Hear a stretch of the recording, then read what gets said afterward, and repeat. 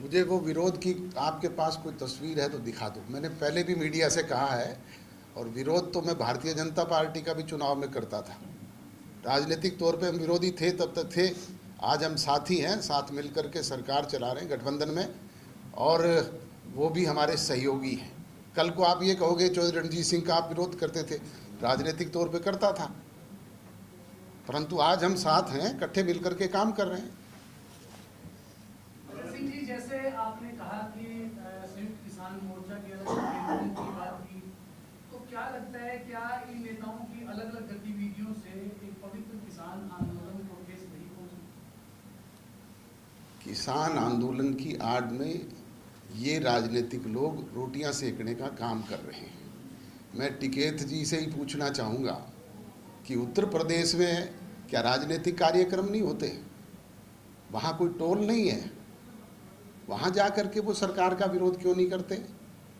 ये पंजाब के जो 43 लोग दिल्ली बॉर्डर पे बैठे, हरियाणा में कुरुक्षेत्र चले जाते हैं, करनाल चले जाते हैं, सिरसा आ जाते हैं, पंजाब में जा कर के क्यों विरोध नहीं करते?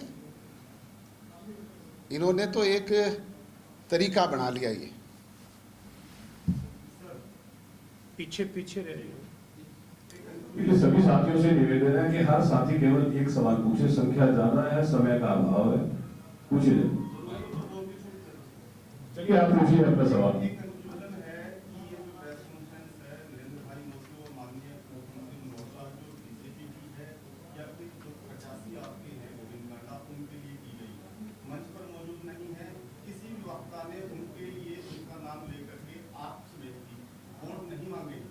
देखिए, एक तो बात ये है कि आज वोट मांगने के लिए हम यहाँ इकट्ठे नहीं हुए। वोट का प्रचार का समय जो था 72 घंटे पहले पूरा हो चुका है।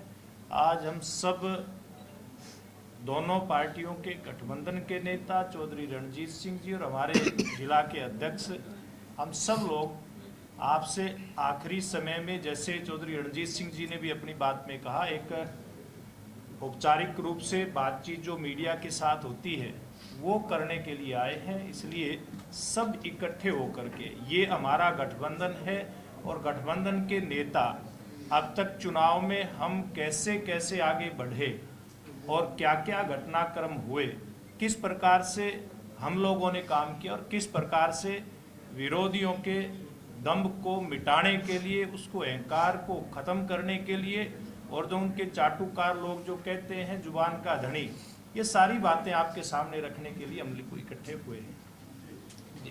जी सर, मैं थोड़ा सा इलाहाबाद से भी बिलोंग हूँ, सरसा से बिलोंग। मैं जानना चाहूँगा कि भारतीय जनता पार्टी ने जो अपना हेड ऑफिस बनाया वो सिरसा में बनाया, और अभी तक आप लोगों ने, हम इलाहाबाद के प्रेस मीडिया के लिए जो एक भी कॉन्फ्रेंस मेरे ख्याल से वहाँ पे नहीं की है, अगर किया तो मेरे नोटिस में नहीं है, तो ऐसा भेदभाव इलाहाबाद के साथ क्यों?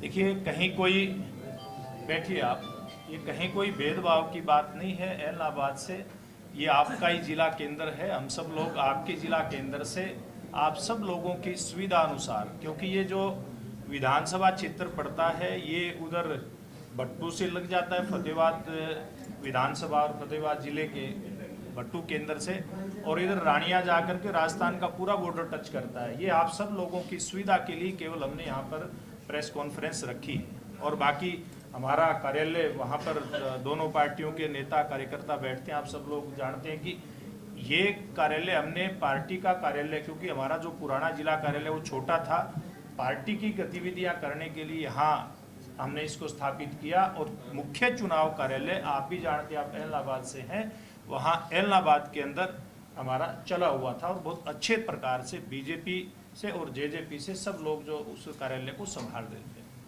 जी हाँ जी।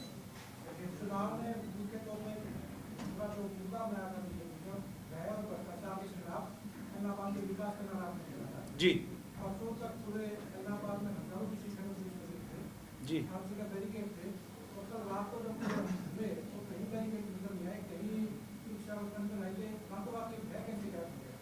देखिए, अब वो बैरिकेटिंग की बात आप किस प्रकार की कह रहे हैं, मेरी जानकारी में नहीं है, लेकिन मैं एक बात कहना चाहूँगा, इसकी चर्चा चौधरी अजय सिंह जी ने भी अपनी बात में की है कि यहाँ पर जो कुछ ऐसे लोग जो किसान के रूप में अलग अलग पार्टियों के कार्यकर्ता थे, उन्होंने और उनको जिस व्यक्ति का आशीर्वाद, जिसका मैंने कहा कि अभय सिंह चौटाला के किले की बात लोग करते थे, वो उनके आशीर्वाद से उन्होंने ऐसा वातावरण बनाया हुआ था। लेकिन जब हम सब लोग मिल करके मैदान के अंदर गए, वोट मांगने के लिए गए, एक एक कार्यकर्ता गया, तो वो सारा का सारा जो भय और इस प्रकार का वातावरण एक क्रिएट करने का प्रयास किया था, वो लगा कि ऐलनाबाद विधानसभा क्षेत्र की जनता बहुत शांति से मतदान करवाना चाहती है, बहुत शांति से। ये लोकतंत्र का जो सबसे बड़ा पर्व है, सबसे बड़ा त्योहार है, जैसे हमारा सामाजिक त्योहार हिंदुओं का भी दीपावली आने वाला है, तो उस प्रकार से ये लोकतंत्र का सबसे बड़ा त्योहार होता है। तो यहाँ की जनता अब किसी एक व्यक्ति विशेष के किले को ढाने के लिए और अपने किले का निर्माण करने के लिए इस प्रकार का सारा जो भय का वातावरण था उसको समाप्त करके बैठी है। मुझे लगता है अगर बैरिकेटिंग हटी होंगी तो उस कारण से हटी होंगी। राजेश जी मेरा निवेदन था, कोई नहीं पूछ लीजिएगा पहले मुझसे। सर मेरा क्वेश्चन है कि जैसे किन से क्वेश्चन? आपसे क्वेश्चन, ठीक जी। जैसे प्रत्याशी के द्वारा प्रचार किया जा रहा है तीसरी पार्टी का भी, बीजेपी जेजेपी प्लस हरोपा, लेकिन आपके प्रचार माध्यमों में कहीं हरोपा नजर नहीं आती, ना ही आप जिक्र करते। ऐसा क्यों है? क्यों आप उनसे परहेज कर रही हैं? उनकी एक भाई को टिकट दे दी, दूसरे भाई से थोड़ा सा मेरे को लग रहा है कहीं कंफ्यूजन है आपके। देखिए, कहीं कंफ्यूजन नहीं है, आप कंफ्यूजन में ना रहे मेहरबानी करके। हमारी पार्टी का जो गठबंधन और गोविंद कांडा जिन्होंने भारतीय जनता पार्टी ज्वाइन की और उनको भारतीय जनता पार्टी ने अपना उम्मीदवार बनाया, और जहाँ तक हलोपा की बात है, गोपाल कांडा जी की बात है, हमारे उम्मीदवार के बड़े भाई हैं। आप सब ने देखा कि हर गांव में जाकर के उन्होंने हमारे गठबंधन के प्रत्याशी के लिए वोट मांगने का काम पूरे दमखम के साथ किया।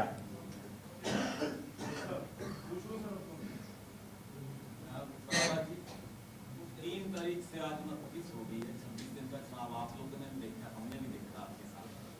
इस चुनाव के तो मुख्य सवाल हमें लगता थे। पहला सवाल तो उम्मीदवारी को लेकर जो साथी उठा रहे हैं वो था, और दूसरा सवाल कृषि कानूनों को लेकर जो आंदोलन था। ये 2 सवाल थे। दोनों सवालों पर ही जो आपके जो पूरी कैंपेन थी इलेक्शन की, ये 26 दिन की जो पीछे की, ये कहीं टाल मटोल सी वाली रही। पहला जो सवाल था, जो जिसको आप आरोप मुक्ति का आपने इंतजार नहीं किया, गोपाल कांडा की मैं बात कर रहा हूँ, और आपने उनको अपनी कैंपेन में उतारते आपके स्टार प्रचारक की तरह उन्होंने प्रचार किया पूरे चुनाव। दूसरा जो कृषि कानूनों को लेकर जो सवाल था, उसमें आप ये कहते हैं कि नहलों के लोग थे, जबकि बहुत बड़ी बड़ी 2 रैलियां यहाँ पर की हैं, चोपटा में और ऐलनाबाद में।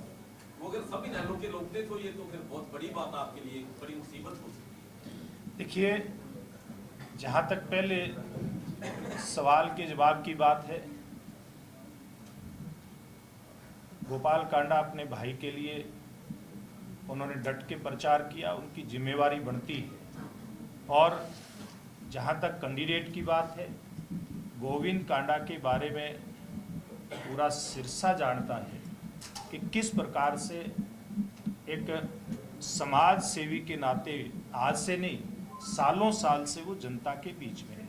और जहाँ तक कृषि कानूनों का सवाल आपने खड़ा किया, तो एक बात बिल्कुल स्पष्ट है कि केंद्र सरकार ने 11 दौर की बातचीत मंत्री स्तरीय की और अधिकारी स्तरीय अलग बातचीत हुई, और उसमें कहीं भी नरेंद्र मोदी जी की सरकार के द्वारा ये इस प्रकार का व्यवहार दिखाई नहीं दिया कि वो किसानों की बात मानने के लिए तैयार नहीं है। हर बार एक बात कही कि इसमें जो भी सुझाव जो कहीं कोई क्रियान्वयन योग्य हैं वो यहाँ पर रखिए, कहीं कोई बदलाव करना उसको बदलाव की बात आप करिए, खूब खुले दिल से। आप भी जानते हैं, पूरा देश इस बात को जानता है।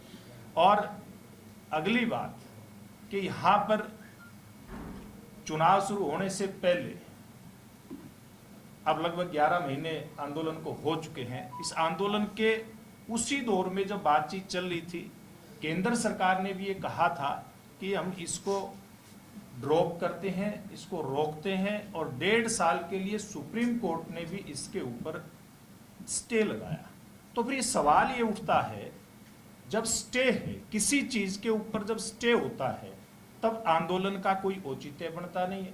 सरकार बातचीत के लिए तैयार है, संशोधन मानने के लिए तैयार है, तब आंदोलन का कोई औचित्य बनता नहीं है। उसके बाद जब स्टे है और जो व्यक्ति इस्तीफा देता है विधानसभा से और वो ये कहता है कि जब तक समाधान नहीं होगा मैं वोट मांगने के लिए तो क्या मैं विधानसभा में नहीं जाऊंगा, ये हमने तो नहीं कही बात, ये उनकी तरफ से हुई। तो वो उसने इस्तीफा क्यों दिया, सारी बात सामने होने के बावजूद भी इस चुनाव की नौबत क्यों आई। और अगली बात, किसान, आपने रैलियों की बात की, जैसे चौधरी अजय सिंह जी ने भी अपनी बात में कहा और इधर रणजीत सिंह जी ने भी अपनी बात में एक बात दोहराई है कि जो किसान नेता आए थे, अगर किसानों का मुद्दा उनके मन के अंदर गंभीरता के साथ होता तो उनका भी एक बीच का साथी यहाँ पर चुनाव लड़ रहा था, तो क्या एक भी उस रैली के अंदर अगर वो वास्तव में पूरी तरह से किसानों की होती, मैं ये नहीं कहता किसान उसमें नहीं थे, अगर वो मैं कहता हूँ कि पूरी तरह से किसानों की नहीं थी, क्योंकि राजनीतिक मंशा उसके पीछे थी, राजनीतिक लोग उसके पीछे थे, अगर वो राजनीतिक लोग, और तो मुखिया अपने मुंह से ही कह के गए, एक कांग्रेस की तरफ इशारा और एक INLD की तरफ इशारा, अगर वो किसानों की वास्तव में जो रैली होती तो किसान नेता जो इनके बीच का साथी, इनके बीच में इतने दिन से आंदोलन कर रहा, उसके बारे में भी तो कुछ शब्द कहते ना। धन्यवाद। चौधरी साहब, रणजीत सिंह जी से मेरा एक सवाल है जी। पिछले 1 महीने में देखने में आया है कि गांव खंबे बड़ी ज्यादा संख्या में पहुंचे हैं, उन खंभों पे जिस स्पीड से खंबे आए हैं उस स्पीड से तार पिछले का कनेक्शन देने का काम हो जाएगा। कितना बजट अब से पहले व्यय हुआ और कितना एस्टिमेट है जो निगोशिएशन कर पाओगे आप? ऐसा है, हमारे पीछे जब हाई पावर परचेज कमेटी की मीटिंग हुई तब ये हुआ था कि जितने ट्यूबवेल कनेक्शन है उसे फटाफट दिया जाए, और उसके लिए ये होता है कि जब फसल कटती है तो उस वक्त खेत खाली होते हैं, तब तारें भी जाती हैं, गाड़ियाँ ट्रैक्टर भी जाते हैं, तो पूरी स्टेट में होता है। उन दिनों में हम पोल लगाते थे, बाकी जो फसल होती है तो पोल लग नहीं सकते, तो ये 2 बार हमें साल में मौका मिलता है। एक बार जब धान इसकी कटाई हो जाती है, दूसरी बार जब वो कटती है तब जाती है, तो इसमें कोई ये नहीं देखा जाता किस वक्त दिया जाता है। सभी साथियों का बहुत बहुत धन्यवाद। लेकिन आदित्य चौटाला जी, जिला अध्यक्ष, आपका धन्यवाद करेंगे।